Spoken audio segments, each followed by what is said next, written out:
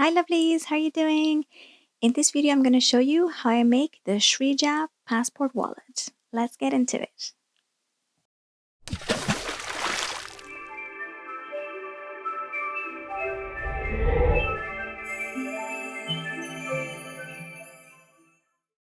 Alright, so the Sreeja passport wallet first came as a custom request. The lady that reached out to me had been searching for a passport wallet that could fit 4 passports but couldn't find one. So I started creating a couple of sketches to find out what's the best method even to be able to have 4 passports in one wallet that is still making it easy to access the passports. She also wanted a pen holder, and as a bonus I added a sort of like a boarding card area, and I often travel with SIM cards or little small things, so I felt that could also be a really handy situation. So this was the original concept, yet this evolved into the following. After I had done this rough sketch by pencil, I digitalized them to give my customer a much better idea of what it would look like. So let's take a look. This first design would be with a tan leather. One of the specifications was to have brown leather. So here was one example. I also want to give my customers a choice. So this is one of the 2 designs that I created for her. She also preferred zipped instead of the snap button, which I had in the previous sketch. Which you can see here is also depicted. As you can see in my digital drawing, I also try to show where the stitching line is going to be, so that you get a good impression of what is going to look like. And for the second option, also created with a bit of brown tones and cream tones, the snake look. This is cowhide, however it's been embossed to look like snake on the outside, and on the inside it's using goat's leather, which is super soft and really beautiful. And yeah, this is the one that the customer ended up liking the most, so we went for that. In this video you will see me doing a Sreeja passport wallet for a different customer, but I ended up making both the wallet options because I like them both, and you can get them both on my website, Tanya Rosa's Designs. Alrighty, we're gonna start making this leather wallet. It's gonna have on the other side snake leather, as you can see beautifully here, and on the inside it's gonna be paired with this. So now let's get cutting.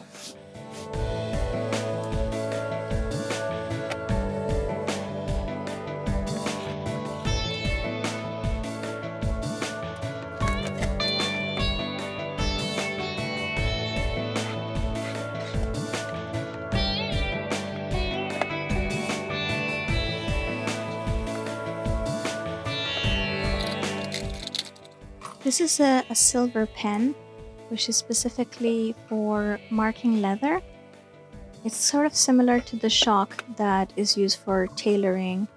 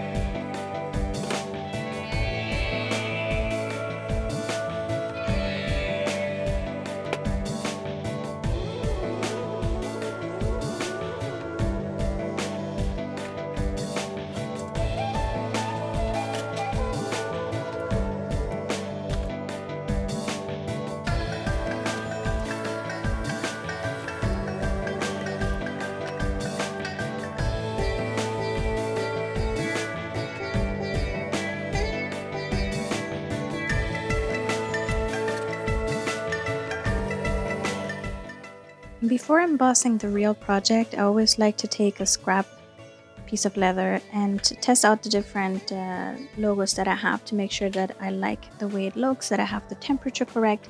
Every leather is unique, so I always have to play around a little bit with it. You also see that I don't actually clip it to the machine. You could, but sometimes I find it easier to exchange the pieces since it gets really hot. Sometimes it's easier for me to do it this way, and then I just grab like a metal tong, and I can then remove it like you see me do there.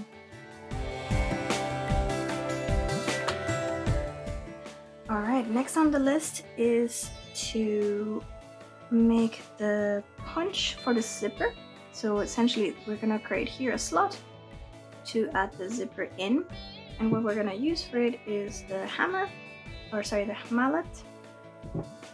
And I need to see which of these two are the right size, and the way I do it is essentially by measuring more or less the width that I want, and I think this one's perfect.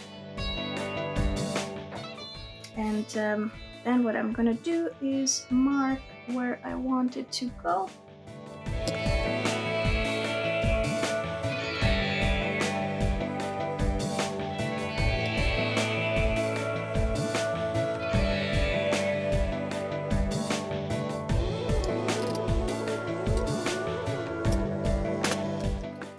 So and then what you have here is like a big granite surface. What I find it has helped me with, it just creates a really hard surface on the bottom, making sure that when I hit, I get the maximum sort of strength, and it also makes the sound less loud, which I think not only my neighbors but also I am very happy about.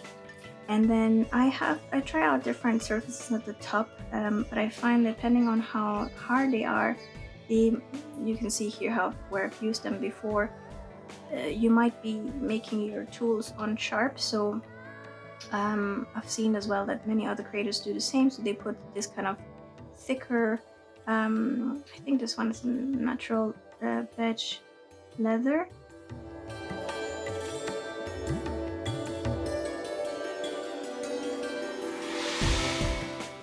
Anyway, this kind of like thicker, I think, I'm not sure what this is. This might be 3 millimeters or so. And then that's gonna help make sure that when you're punching, it goes properly through.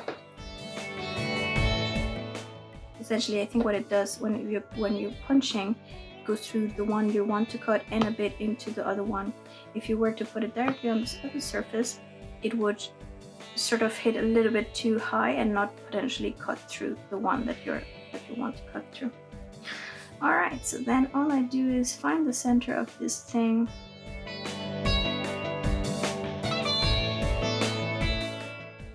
Now it might shake a little bit. And there you have it. Nice cut. Now I'll repeat the same thing on the other side.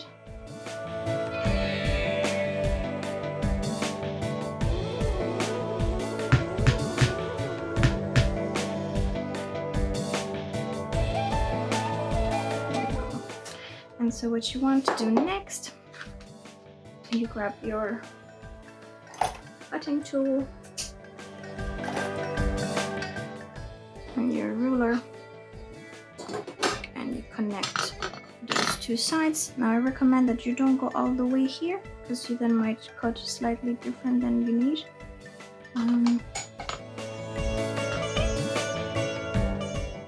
So make sure you line it up.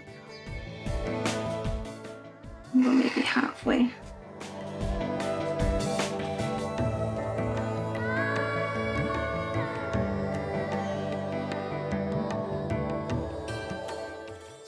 And then cut it from the other side.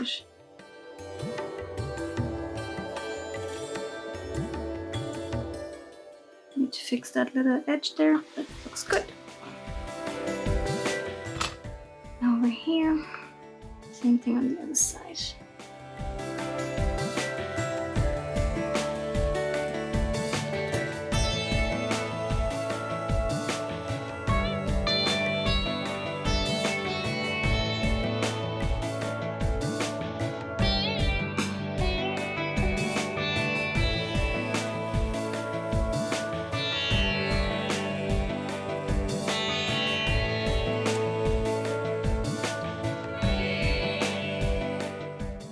So if you wanted to burnish this would be the right time. I actually find that such an elegant leather that it doesn't actually need burnishing. So here you go, this is how it's gonna look once we sew it on. Alright, and while we have this contraption here for the granny, because it's quite heavy to put up and down, you can floss it with the personalization that you would like. And so what I do for that one, I grab my ruler, place it where I want it to go. So I need to consider here that it's slightly uneven. Consider here there's going to be sewing stitches, and then I want a little bit of a gap, so I'm going to put it somewhere here. Somewhere here. And then I grab my like a set that I have for letters, basic letters.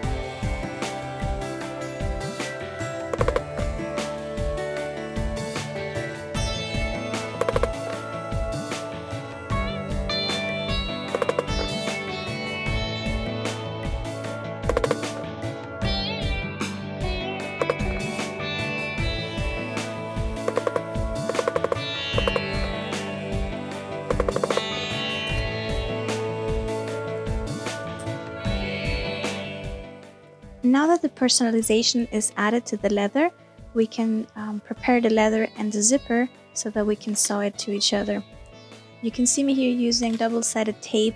It's an absolutely must-have if you do leather working.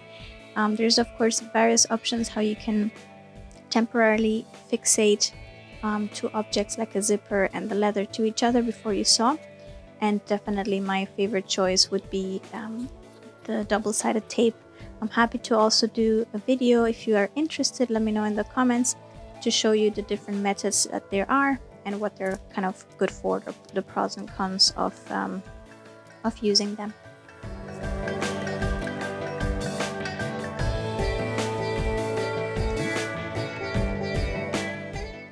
Because I buy zipper by the meter, it doesn't actually come with a stopper. A stopper is typically what you'll see at the end of a zipper that protects for the zipper pull to not come off. And to mitigate that, I add this sort of extra sewing with thread on both ends of the zipper, and it's going to prevent that the zipper pull doesn't come off. This is particularly important here where the fabric is so precise and so exact. If I had more room, I would probably leave the zipper a little bit longer, to run a little longer, and then I could ensure that when I'm sewing the whole piece together, that it would capture everything.